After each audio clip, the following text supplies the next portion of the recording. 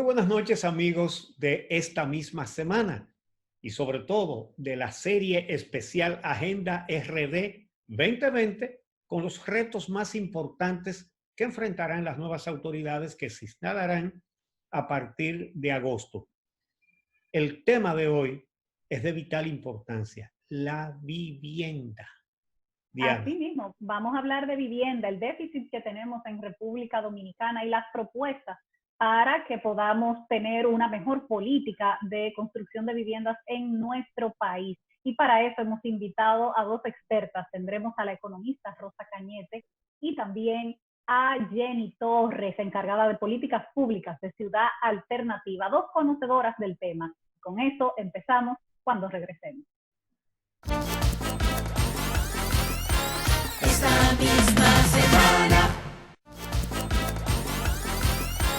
Esta misma semana.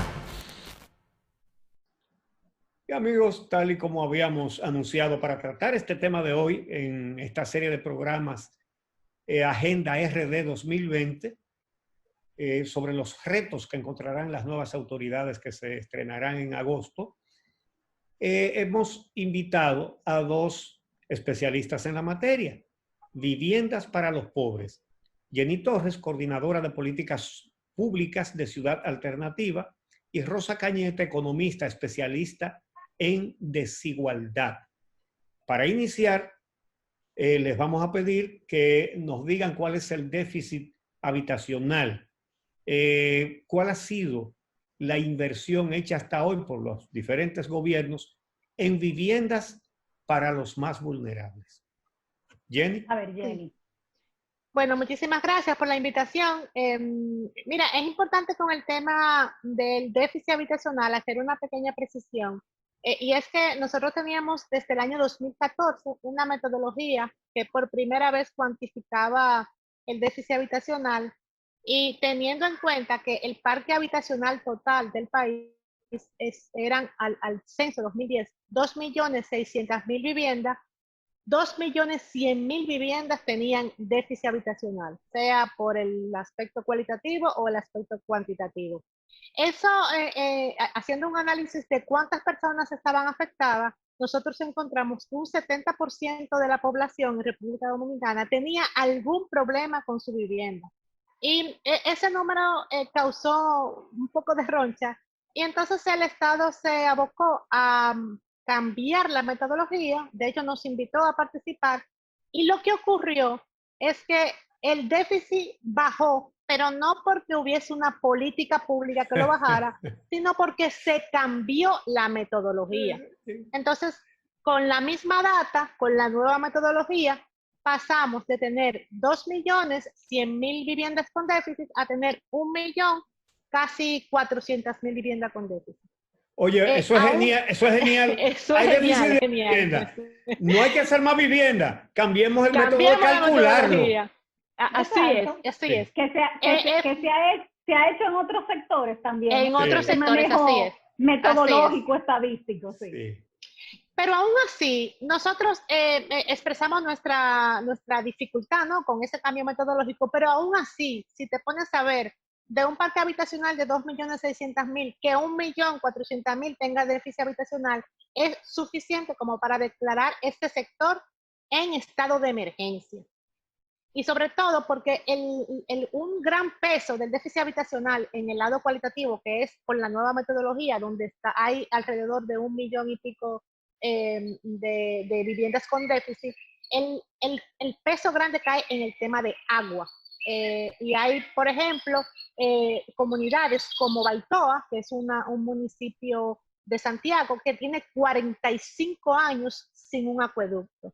Y así como Baitoa, hay otras comunidades, hay comunidades cerquita aquí en Boca Chica, por el Almirante, en donde la gente tiene 30 años sin un acueducto. Hay que señalar, Jenny, disculpa la interrupción, pero sí, no quiero que se me pase esto, que Baitoa hace un aporte importante a la entrada de divisas por remesas, porque una gran parte de la población de Baitoa vive en los Estados Unidos. Ellos comenzaron a emigrar hace muchas décadas, de manera que la cantidad de remesas que genera esa gente para la economía dominicana y no tiene un acueducto Sí, de sí. hace 40 Y y no pico de tienen un años. acueducto. Sí, y es la verdad que es desastrosa la situación en la que se encuentra en este municipio de Baitoa y la cantidad de gente que incluso ha tenido que emigrar de Baitoa porque no encuentra posibilidades, mucho abandono del campo, pero eso sería como material para otro programa. A pesar entonces de esa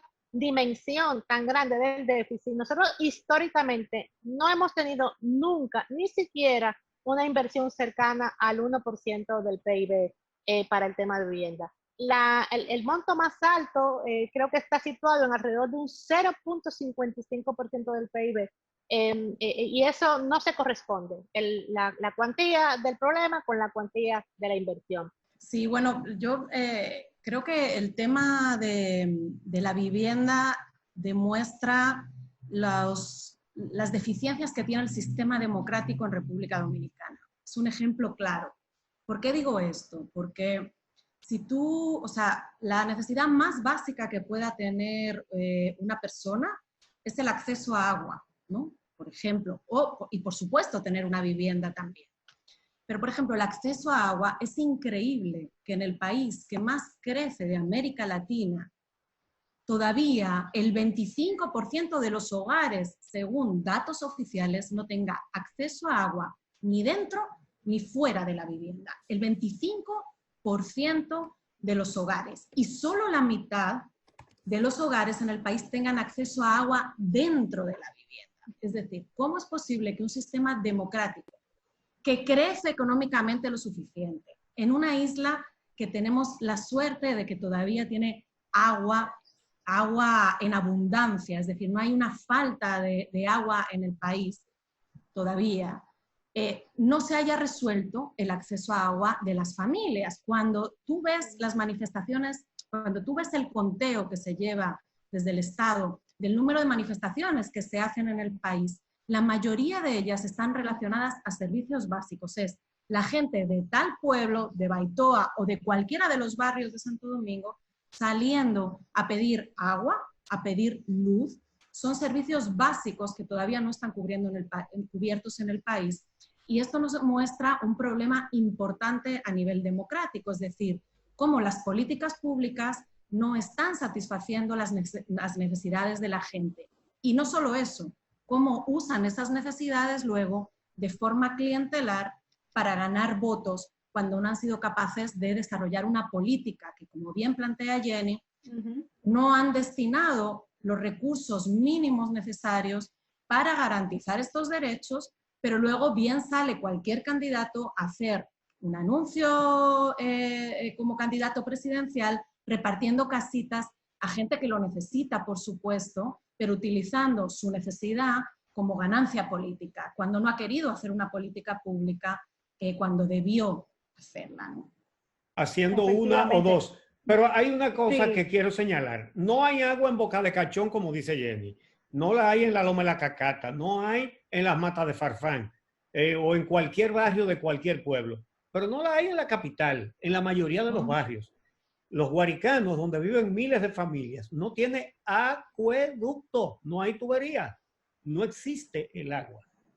Sí, que estamos hablando de un problema profundo y grave porque tiene una repercusión directa sobre la salud.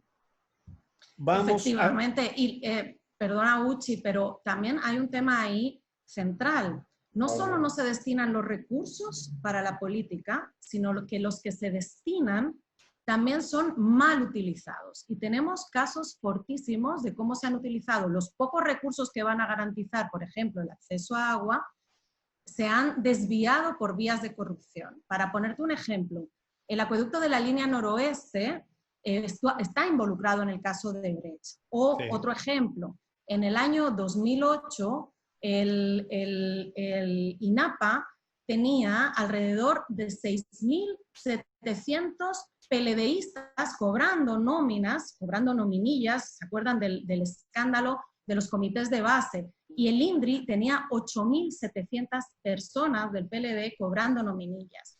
Luego, Héctor Rodríguez Pimentel, igual, utilizando los recursos del INDRI de manera ilegal, con fines proselitistas. Después el PEPCA con Holguín Cruz en INAPA, desviando más de 1.000 millones de pesos que habían sido asignados a diversas empresas de forma, digamos, ilegal. Es decir, hay un problema importantísimo en uno de los derechos más básicos que tiene la sociedad, una falta de política, un uso político clientelar y altos niveles de corrupción. Eso significa millones de pobres que no tienen agua.